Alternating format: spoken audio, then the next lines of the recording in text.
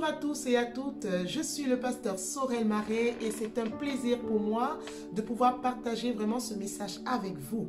Ce message vraiment est un message très important pour tout enfant de Dieu parce que nous avons vraiment besoin d'entendre la voix de Dieu, de savoir reconnaître la voix de Dieu et comme vous avez pu le remarquer sur vraiment le titre, c'est comment entendre la voix de Dieu. Comment entendre la voix de Dieu, c'est le thème vraiment de cette petite exhortation, de cet enseignement. Connaître la voix de Dieu, c'est très important. Donc j'aimerais déjà souligner que tout enfant de Dieu est appelé à connaître la voix de Dieu. Pour cela, j'aimerais prendre un passage de la parole dans le livre de Jean 10, verset 27. Je vais le lire pour nous tous. Il est écrit, « Mes brebis entendent ma voix, je les connais et elles me suivent. Mes brebis entendent ma voix, je les connais et elles me suivent. » Donc, il y a vraiment trois parties dans ce texte, dans ce petit verset. Mes brebis entendent ma voix, c'est la première chose. Mes brebis entendent ma voix. Est-ce que vous entendez la voix de Dieu? Est-ce que vous entendez la voix du Seigneur? Est-ce que vous savez réellement reconnaître lorsque c'est le Seigneur qui vous parle? Et comment est-ce que le Seigneur peut nous parler? Ça, c'est quelque chose de très important. Je suis vraiment interpellée pour faire cette vidéo parce que j'ai été aussi interpellée non pas par ma fille seulement spirituelle et aussi par plusieurs autres personnes qui m'ont abordé par rapport à ce sujet. Comment reconnaître exactement lorsque c'est Dieu qui nous parle. Donc, mes brebis entendent ma voix. Comment entendre la voix de Dieu? Premièrement, j'aimerais souligner que Dieu nous parle de plusieurs manières. Comme nous le voyons dans le livre de Job, nous voyons vraiment que la Bible dit que Dieu parle tantôt d'une manière, tantôt d'une autre. Et parfois, on n'y prend pas garde. Dieu n'est pas limité dans la manière dont il nous parle. Il peut nous parler dans nos songes, il peut nous parler de manière audible, il peut nous parler au travers des enseignements, il peut nous parler vraiment au travers des objets, au travers des chiffres, il peut nous parler par rapport à certains événements, il peut nous parler vraiment dans plusieurs sens. Il faut seulement que nous soyons attentifs et à l'écoute. Donc, mais ici, j'aimerais vraiment m'attarder sur cette intimité que nous avons avec Dieu lorsque nous posons la question, une question peut-être au Saint-Esprit. Comment est-ce que le Saint-Esprit s'adresse à nous? Ok, donc premièrement, j'aimerais vous faire un voyage en quelque sorte avec vous. Vous amener dans un certain voyage, dans une certaine balade ensemble et vous amener dans une pièce. Vraiment, restez vraiment dans une imagination.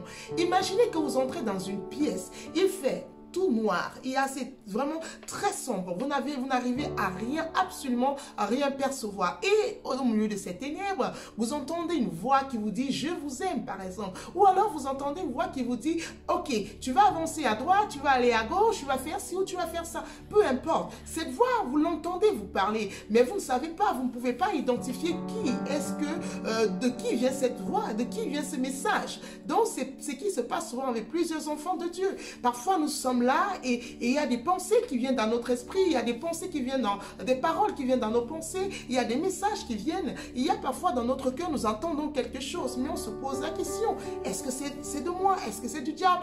Est-ce que c'est de Dieu qui m'a parlé? Et ainsi de suite. Mais vraiment, nous sommes vraiment dans cette ténèbre-là quelque part parce que nous sommes dans une réalité naturelle. Mais la Bible dit, la nature ne vous enseigne-t-elle pas? Donc, nous voyons vraiment que ici, le Seigneur parle des brebis qui entendent sa voix. J'aimerais aussi prendre une autre plage ou alors un autre tableau. Il s'agit vraiment d'un enfant et de son parent, d'un enfant et de sa maman. Quand l'enfant vient de naître, on est d'accord que l'enfant n'identifie pas exactement la voix de sa maman. Donc l'enfant se familiarise depuis le ventre. L'enfant ne connaît pas la maman, mais la première chose qui se passe, c'est quoi? C'est vraiment cette connexion de la voix. L'enfant, dès le ventre, commence déjà à identifier la voix de sa maman, même s'il n'a pas encore eu ce face-à-face avec sa maman. Il en est de même pour tout enfant de Dieu. On doit apprendre premièrement à identifier la voix de Dieu. Comment faire pour identifier la voix de Dieu lorsque Dieu nous parle? On ne peut absolument rien faire dans le royaume des cieux sans la confiance en Dieu. On ne peut rien faire sans la foi. Donc nous devons avoir la foi en Dieu, la foi au Saint-Esprit. Donc lorsque nous prions, premièrement, nous devons prier lorsque peut-être, je vais prendre un exemple tout court, je veux peut-être méditer la parole, je veux avoir des révélations, alors je lis la parole, donc je lis un peu le Logos et puis je veux vraiment avoir la révélation dans le rime par rapport à ce que j'ai lu ou alors par rapport à un verset de la parole. Je pose la question au Saint-Esprit, oui, parle-moi, je voudrais vraiment entendre de toi. Il faut vraiment qu'on se mette dans cette sécurité, reconnaître qu'il y a trois voix qui peuvent se faire entendre. Donc celle du ciel, notamment de Dieu. Quand je dis de Dieu, c'est vraiment de toute la Trinité, même les anges. Il y a celle qui vient de Dieu, il y a celle qui vient du diable, et il y a celle qui vient de nous-mêmes. Et alors, premièrement, nous pouvons faire taire deux voix quand nous voulons seulement entendre la voix de Dieu. Donc, on peut se dire, Seigneur, on peut faire une prière. Seigneur, je veux vraiment que tu me parles. Au nom de Jésus, je fais taire vraiment la voix du diable, je fais taire la voix de n'importe quel démon, je fais taire ma conscience, je fais taire moi-même mon propre raisonnement. Seigneur, je vais entendre exclusivement toi, je veux que tu me parles. Et alors là, vous avez confiance en Dieu. Il faut faire confiance en Dieu parce que c'est tout le problème. Parce que plusieurs enfants de Dieu ont plus confiance parfois au diable, plus confiance en eux-mêmes qu'en Dieu. Faites confiance en Dieu. Ce que vous allez recevoir dans votre cœur, vraiment, croyez que c'est Dieu qui vous parle. Moi, quand j'ai commencé avec le Seigneur, surtout lorsque ça concernait la parole, parce que je n'avais aucune révélation de la parole. D'autres personnes pouvaient avoir des révélations. Vous voulez la parole? Tiens, j'ai reçu ça. Moi, j'avais juste l'Holy Ghost. C'était vraiment du noir sur blanc. Je n'arrivais vraiment pas à entrer dans les profondeurs. Je n'avais pas à avoir vraiment une souche de révélation ou quoi que ce soit. Et alors, ce que j'ai commencé à faire, c'est vraiment d'être dans un état de confiance absolue à la personne du Saint-Esprit. Et lorsque je lisais ma Bible, quand je voulais avoir l'explication par rapport à un verset, je faisais cette prière. Et lorsque je recevais des pensées dans mon cœur, je commençais à les noter, je les notais, au point où arrive à un certain moment, un seul mot de la parole, un seul mot juste au commencement,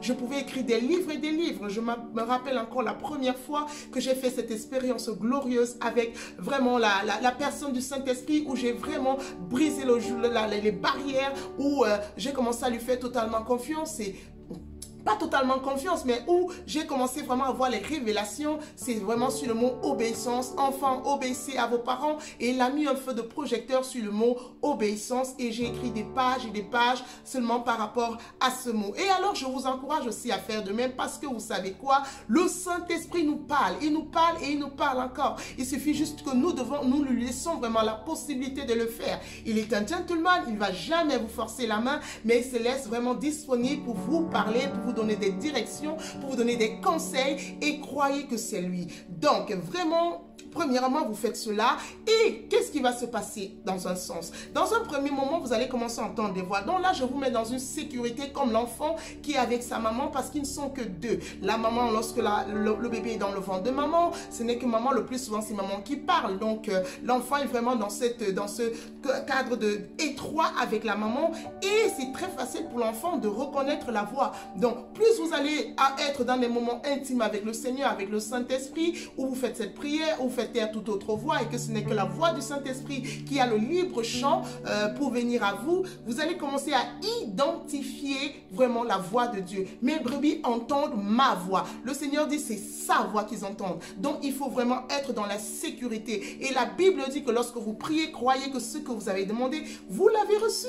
Donc, lorsque vous demandez au Seigneur de vous parler et qu'aucune autre voix ne se fasse entendre, croyez que c'est le Seigneur qui vous parle, c'est le Saint-Esprit qui vous parle, et commencez à écrire, à écouter, et ainsi de suite. Et là, vous allez commencer à identifier, familiarisez-vous avec la voix que vous allez vraiment entendre. Et là, si on revient dans notre image, dans notre petite balade que j'ai fait tout à l'heure dans cette pièce toute noire, lorsque cette personne va parler, vous allez dire, ah bah tiens, je reconnais la voix de cette personne parce que je la connais.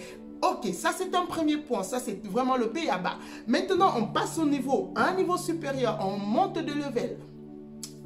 Deuxièmement, on se retrouve toujours dans cette pièce noire et on entend une voix nous parler. La voix est identique à celle du Saint-Esprit que nous avons l'habitude d'entendre. Mais c'est aussi possible que l'ennemi utilise cette voix. Même si on va dire, quand on grandit, on est un peu dans une certaine sécurité, c'est vrai, on est dans une sécurité et ce n'est pas que le Seigneur n'arrête pas de nous parler, mais c'est qu'on a des défis plus importants parce que nous grandissons en Christ. Il faut savoir que plus nous grandissons, que ce soit dans la vie de tous les jours, même pour un enfant, regardez vraiment la nature, ça vous enseigne énormément. Lorsqu'un enfant commence à grandir, vous voyez que les défis sont différents. Le défi qu'un bébé a lorsqu'il est tout petit n'est pas identique à celui qui commence à marcher, par exemple. Quand il est tout bébé, on ne le porte pas ci, on ne le porte pas là, c'est difficile qu'il tombe. Pour qu'il tombe, il faut vraiment que la personne qui l'a pris entre les mains le jette à terre. Mais lorsque l'enfant commence à marcher, il va avoir fait face à des défis où il va tomber.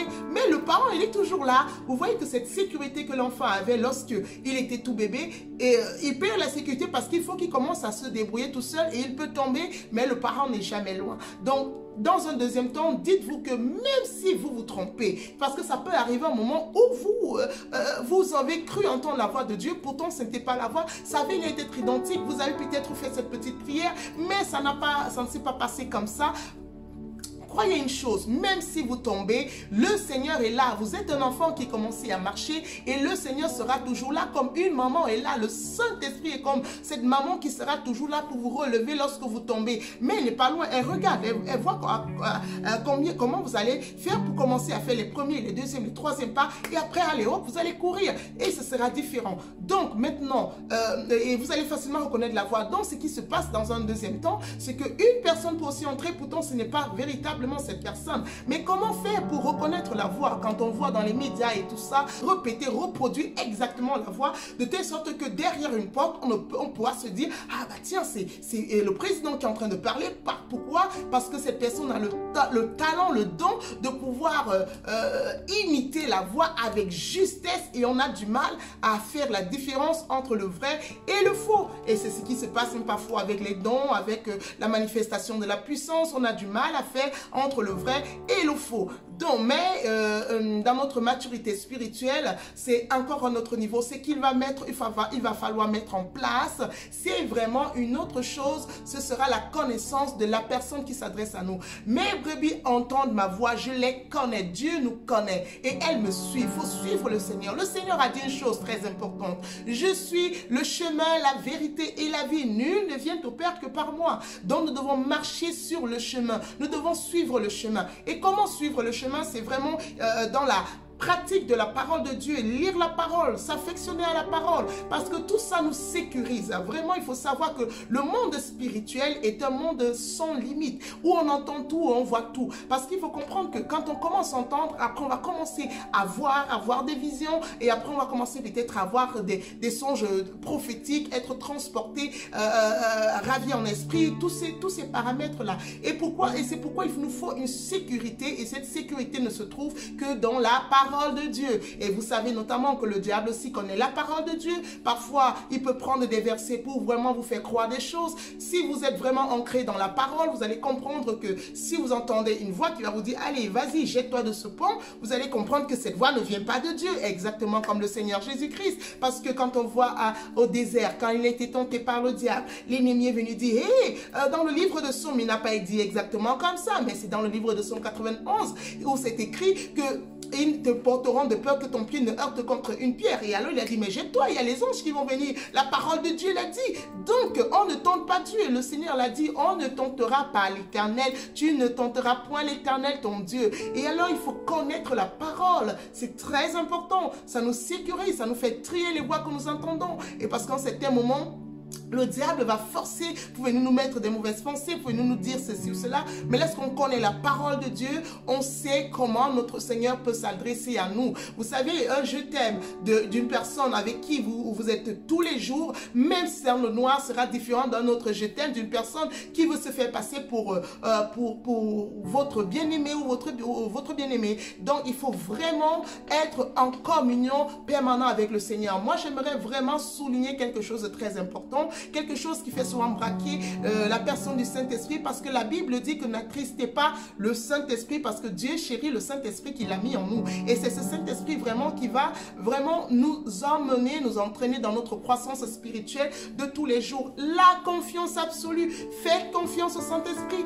Dites-vous que quel que soit ce qui peut arriver, le Saint-Esprit vraiment sera toujours là pour vous. Il a dit, c'est une vérité, la parole ne ment point. Le Saint-Esprit sera avec vous tous les jours jusqu'à la fin du monde. Il ne vous lâchera pas, il sera toujours présent. Donc si vous faites des erreurs, si vous vous trompez, ce n'est pas la fin du monde. N'ayez pas peur de vous tromper. Peu importe si vous trompez, vous allez recommencer. Comme un enfant, quand il tombe, il se relève. Même s'il se blesse, le médecin est là. Et le Saint-Esprit est le médecin par excellence. Il sera toujours là pour vous. Toujours pour vous consoler, toujours pour vous dire oui, c'est ceci ou cela. Et il faut savoir aussi une chose, il sera aussi là pour éprouver votre foi. Donc ça peut arriver que le Saint-Esprit vous dise quelque chose pour éprouver votre foi, jusqu'à quel point vous pouvez lui faire confiance. Mais faites confiance au Saint-Esprit. Aujourd'hui, je rends grâce à Dieu parce que j'ai été confrontée vraiment à cette situation d'ambiguïté, à savoir si c'est le Saint-Esprit qui me parle ou si c'est ma propre voix ou si ce sont les démons. Et je suis vraiment heureuse parce que je lui ai fait confiance. Ça a été un combat, je lui ai fait confiance. Et aujourd'hui, je peux vous assurer, je sais quand c'est le Saint-Esprit qui me parle. Bon, on passe à un troisième level. Le troisième level, vraiment, c'est encore un niveau excellent parce qu'il faut savoir qu'il y a une différence entre la personne de Dieu, la personne de Jésus, la personne du Saint-Esprit et les anges aussi.